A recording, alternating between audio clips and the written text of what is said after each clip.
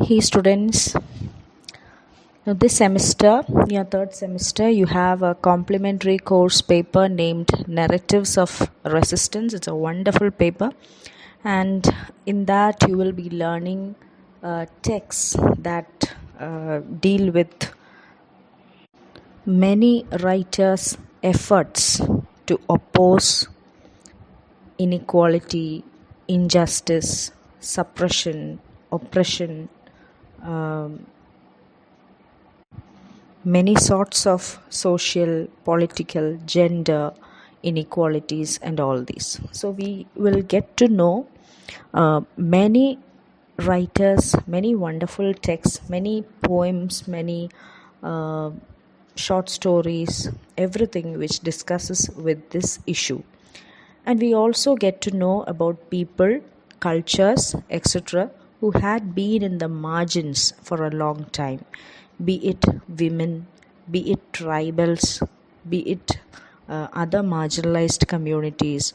Now, after a long age of suppression and oppression, they come back with a bang and they start questioning the injustice meted out to them. So, this is the main objective of the paper as a whole, and it's a and so through this paper we also come across the struggles of people from around the world for identity, for rights, and how they have contributed to achieve social inequality, cultural inequality, political inequality, gender justice, etc.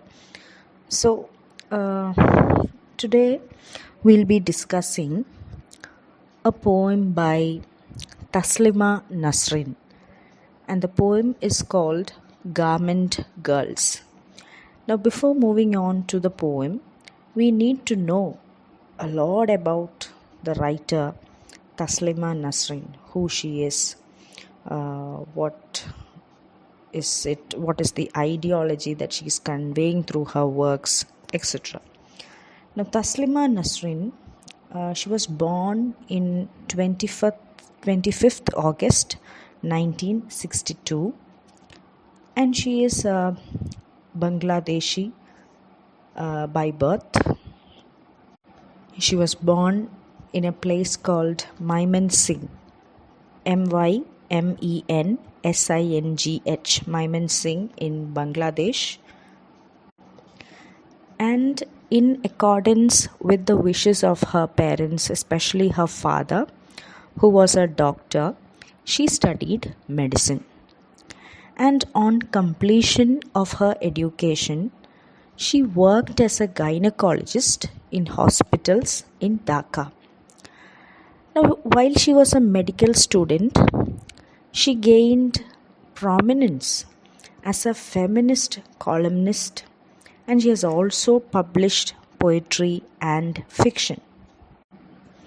Now, while she was working as a doctor, she has seen many girls who were raped, and she has also heard women cry out in despair in the delivery room if the newborn baby was a girl.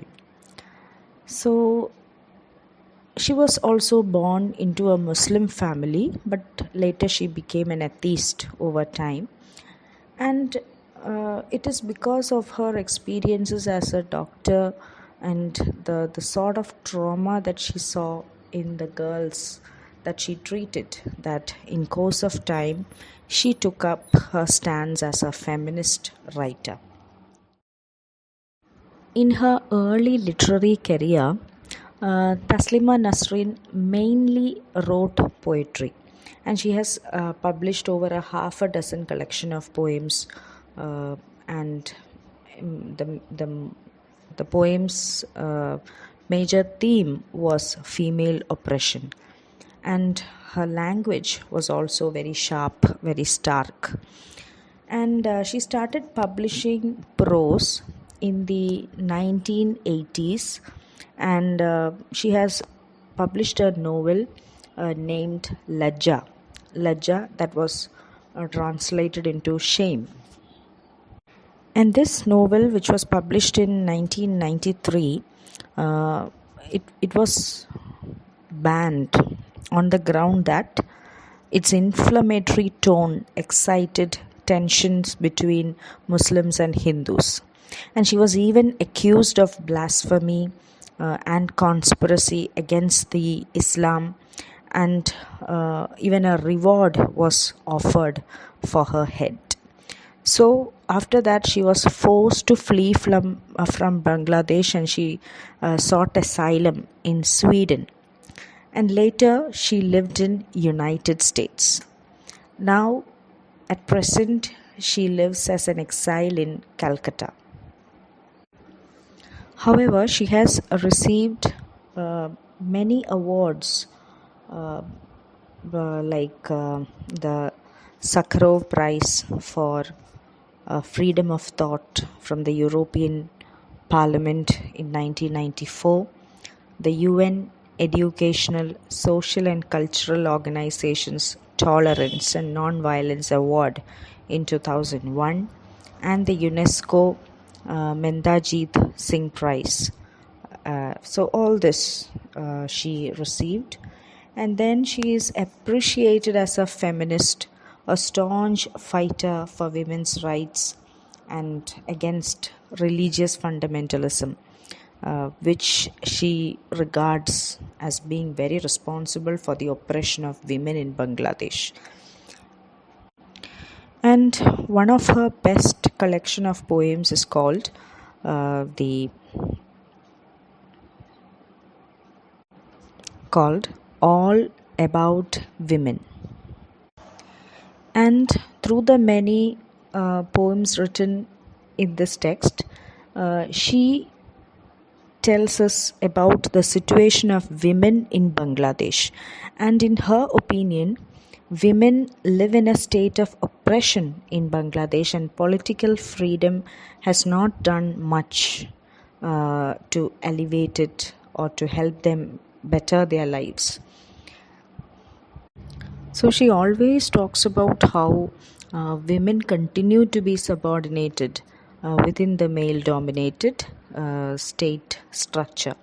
And as a columnist, she has talked very frankly about the oppression that the women had to endure. And she very bravely, through her columns, she peeled away the society's mask, and she exposed the or how women were the victims of rape, drug trafficking, acid attacks, dowry killings, and other kinds of torture. And she herself, in an interview, she has told, before me, this is a quotation that I took from one of her interviews. So in one of her interviews, she herself tells that before me, women would write love stories or advice on childcare and cooking, and I wrote something different.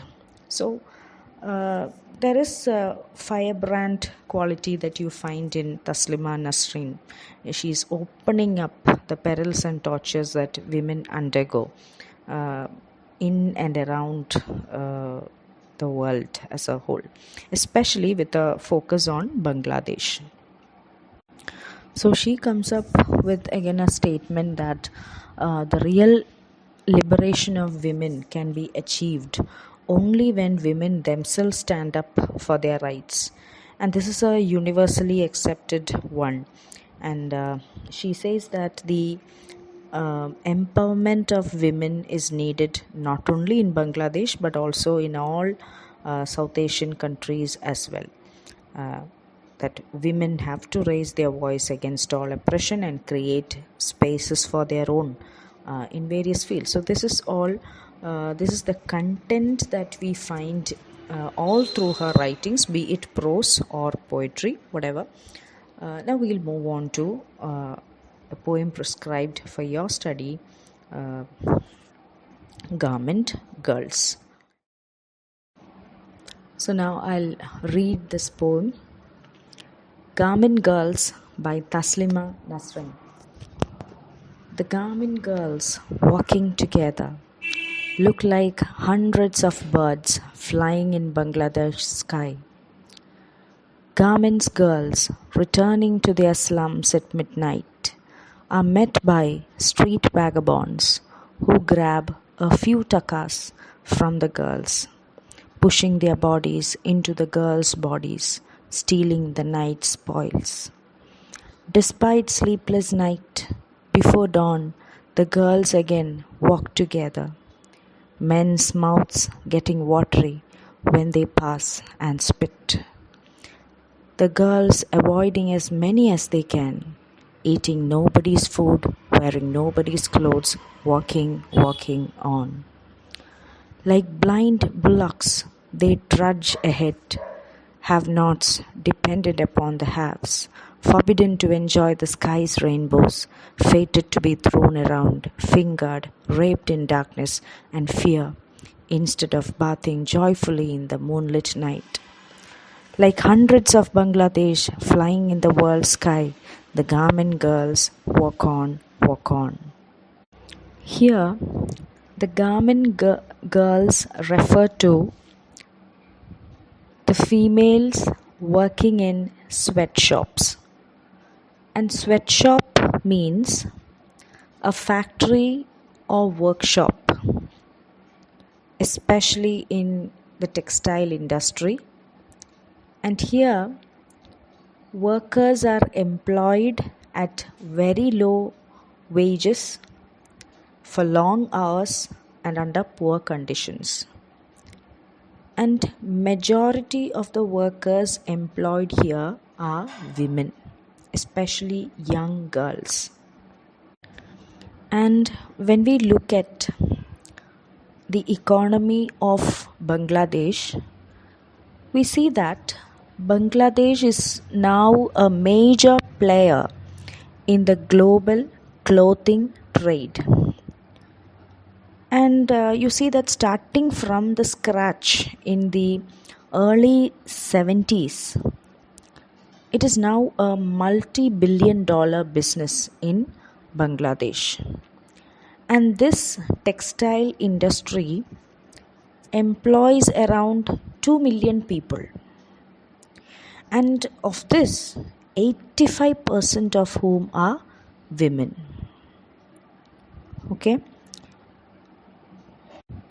Now, even though the garment industry in Bangladesh has played a significant role in economically uplifting a large number of poor and vulnerable women, the situation is not always rosy. There are many problems that these women face as well. For instance, the female workers have reported that their continuous work, which spans up to 14 to 16 hours a day and even 7 days a week. And you see that some workers finish their work only by 3 a.m. in the morning, and the same morning at 7:30 a.m. they have to start the next shift. And on top of this, women face many cramped, unsafe and hazardous conditions, which often lead to work injuries. Then sexual harassment and discrimination is widespread, and many problems like that. And many workers have even reported that they have continuous headache, eye pain, and difficulty in breathing, associated with inhaling fabric dust. And there is inadequate lighting, constantly sitting in one position without backrest, and continuous noise from hundreds of machines make them feel permanently tired. So they are stitching all those ready-made jeans and everything that we use, that we have in our wardrobe. Many of them are from Bangladesh. Okay, it is stitched, and it comes in ready-made form from Bangladesh, and many hard work, many people's sweat and tears and hard work and toil is behind all that stuff that we use.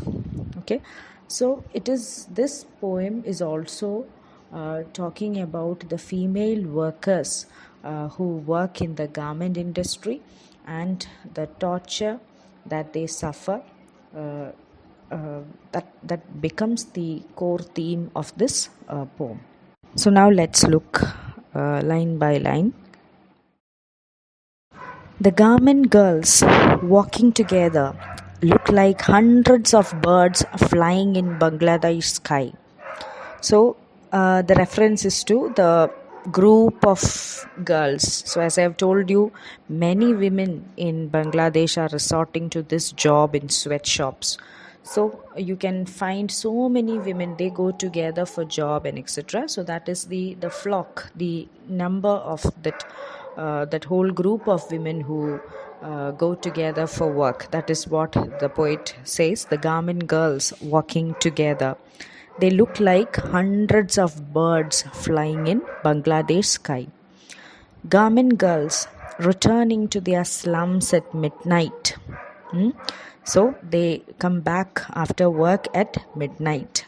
They leave early in the morning and they return only at midnight. So that is the reference to the huge or the long span of time that they have to spend in the sweatshops as part of work. Some of them have to work for 16 hours per day or 14 hours per day.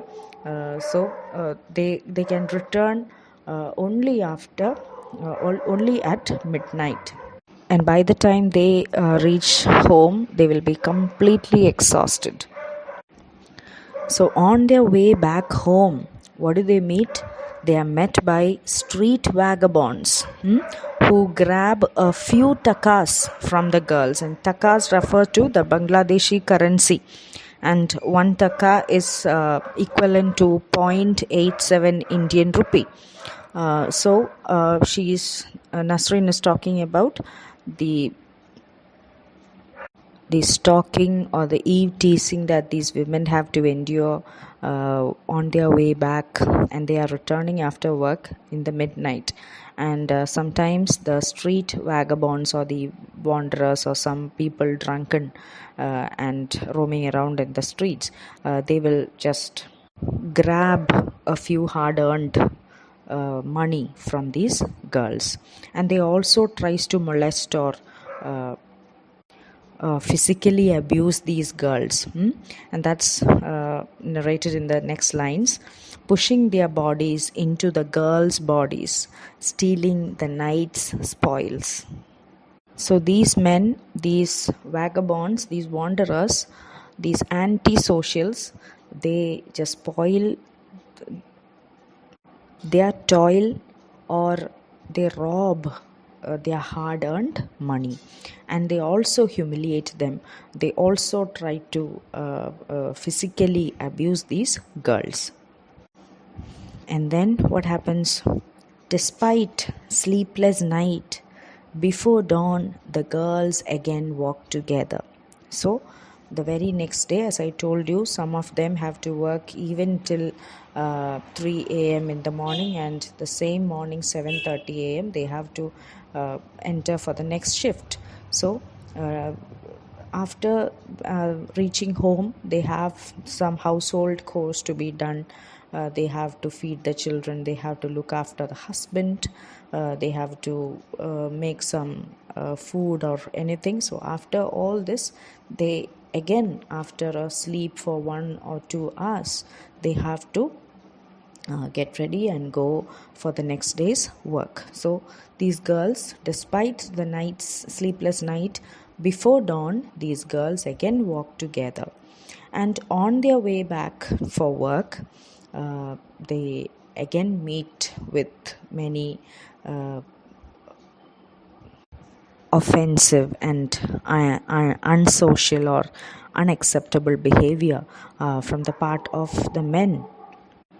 So while they the next morning when they go back to work again, also they meet many men on road, and these men's mouths getting watery when they pass and spit, the girls avoiding as many as they can, eating nobody's food, wearing nobody's clothes, walking on. So these men, they sit and stare, and they pass some comments again, uh, eve teasing these girls, and the girls just walk forward without noticing them. They try to avoid them as far as they can. And then the next line is very important: eating nobody's food, wearing nobody's clothes, walking. So this is what they do. They just work and they just walk, and they don't have enough food, they don't have enough clothes. They are always working, they are just giving out the hell of themselves, but then they don't have proper clothes to wear, they don't have proper food to eat, they cannot take care of their health, their body, their mind, nothing, everything they are doing for somebody. They are taking care of their family, they are earning, or they are doing everything that they can. They are working hard for others, okay, and they are not getting any sort of attention, or any sort of care or protection or concern from them, from anybody. So they just work and they just walk, okay. Next line: blind bullocks, they trudge ahead, have nots dependent upon the haves. So the poet is comparing these girls to blind bullocks. And what do bullocks do? They carry heavy loads, and they trudge ahead. Trudge means to walk with heavy foods, particularly when you are so exhausted, so tired, etc. So these girls, they are carrying the burden of their family. They the men mostly, many don't find jobs, they don't go for work, many resort to gambling and other sorts, and it is the women who have to fend for their children, they have to look after the home, care the elders, etc. So these girls are like bullocks, they are carrying the heavy load of their family, the heavy burden of their family, and despite of all the exhaustion, all the restlessness, these girls just move forward, they would just walk, they just trudge ahead. And these girls are have nots, they don't have anything, they don't have uh, what to say, a life that they dream of. They just have to work from day and night, and bring whatever they get to home, to make both ends meet.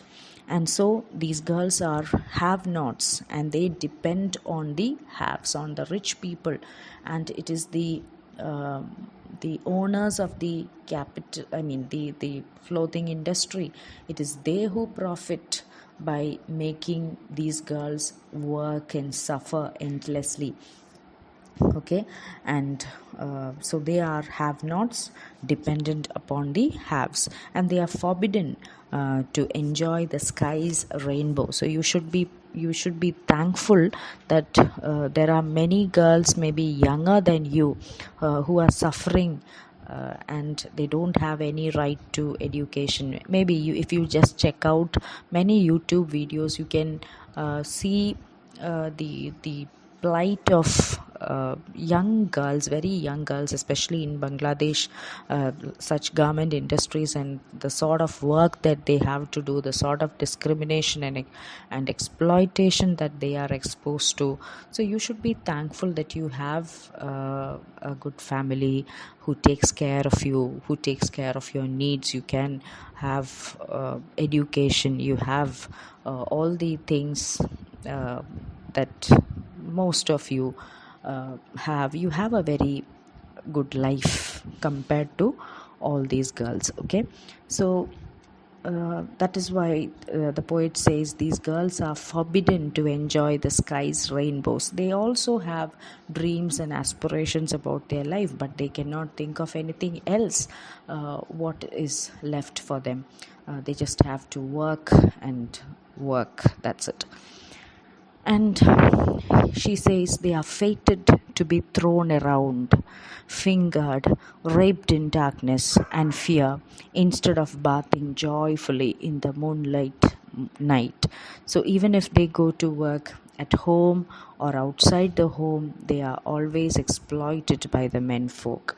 They are fated to be thrown around. Anytime anything can happen, even at workplace or within the home. They are not safe at any cost. Okay, and so this writer says that they are fated to be thrown around. Anything can happen to them. Maybe they can go out of job, they can lose their job, or maybe they can be raped, they can be physically, verbally, mentally abused, or they always go for work as well as stay at home in a sort of fear of being attacked. Okay, so they doesn't have the freedom or the blessing to enjoy the joys of life.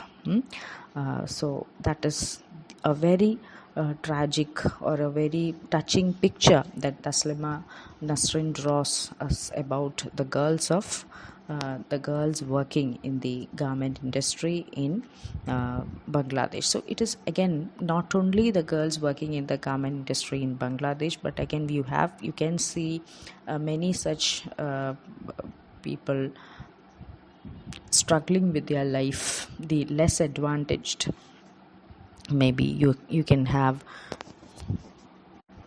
this in Tirupur, Tamil Nadu. You have this garment industry. They have a lot many units over there, and there also you can find so many girls and young boys again working there. So many huge units with lots of employees working.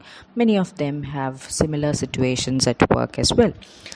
So this is the picture that she draws to us, and towards the end she again says, just as she has begun, like hundreds of Bangladesh flying in the world sky, the garment girls walk on, work on. Okay, so they just look like many birds seen in the Bangladesh sky, but again their stories, they have many tragic tales to tell, many stories of desperation, many stories of aspirations, their dreams not fulfilled, so many things. So this is the poem Garment Girls by Taslima Nasrin. Hope you understood. Thank you.